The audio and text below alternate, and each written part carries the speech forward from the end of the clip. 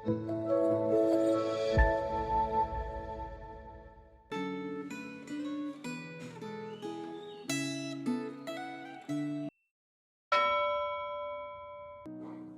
Bapak Ibu yang terkasih di dalam Tuhan. Hari ini kita akan sama-sama merenungkan firman Tuhan dengan tema penggenapan nubuat kepada Sang Penindas. Mari sebelum kita merenungkan firman Tuhan, kita berdoa. Tuhan, kami bersyukur kalau hari ini kami dapat kembali merenungkan firman-Mu. Tolong kami agar kami dapat mengerti apa yang ingin Kau sampaikan bagi setiap kami. Kami rindu untuk dibentuk semakin serupa seperti Kristus. Terima kasih ya Bapa. Hanya di dalam nama Tuhan Yesus Kristus kami berdoa dan mengucap syukur. Amin. Firman Tuhan hari ini terambil dari Nahum 3. Saya akan membaca dari Nahum 3 ayat yang pertama. Hukuman atas Niniwe. Celakalah kota penumpah darah itu, seluruhnya dusta belaka, penuh dengan perampasan dan tidak henti-hentinya penerkaman. Bapak Ibu Saudara, dalam pasal sebelumnya, Nabi Nahum menubuatkan bahwa kerajaan Asyur akan hancur karena kesombongan dan kekejamannya. Niniwe, ibu kota Asyur, akan dihancurkan dan menjadi tempat yang sunyi. Kehancuran Asyur akan menjadi contoh bagi bangsa-bangsa lain tentang kekuatan dan keadilan Tuhan. Nubuat Nabi Nahum tentang Asyur digenapi pada tahun 612 sebelum Masehi, ketika Niniwe dihancurkan oleh pasukan Media dan Babel. Nabi Nahum menyebut Niniwe sebagai kota penumpah darah. Sungguh celaka kota penumpah darah itu.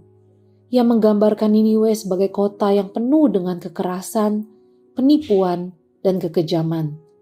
Kota Niniwe merupakan simbol kekerasan dan kekejaman. Kubunya, penjaganya, pegawainya, bentengnya, pasukannya, gerbang kotanya, dan pertahanannya bukanlah jaminan untuk selalu kuat, menang, dan tetap eksis.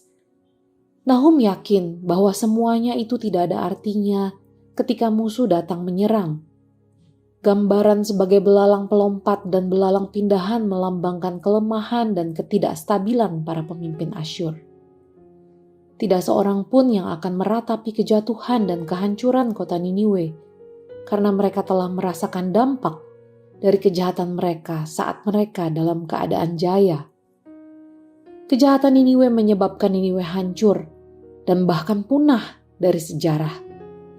Hal ini menjadi peringatan bagi kita untuk tidak berlaku semena-mena dengan mengandalkan kekuatan dan kekuasaan yang tidak abadi dan dapat lenyap dalam sekejap. Sebaliknya, kita harus mengandalkan Tuhan, satu-satunya yang dapat memberi kekuatan dan perlindungan yang sejati.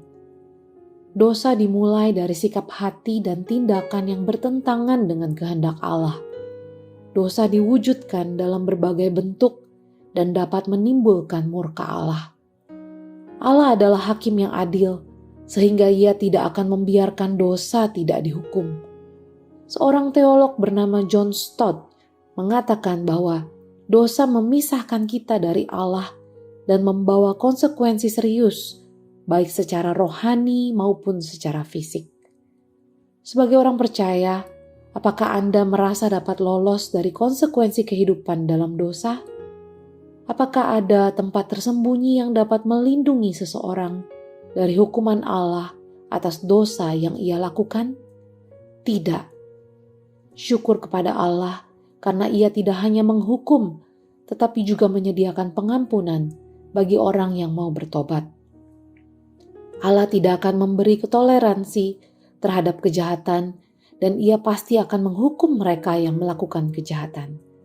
Akan tetapi, bagi umat yang setia, Allah adalah tempat perlindungan dan keselamatan. Mari kita berdoa. Bapa, kami sadar hati kami penuh dengan dosa, dan tidak ada yang tersembunyi di hadapan Engkau.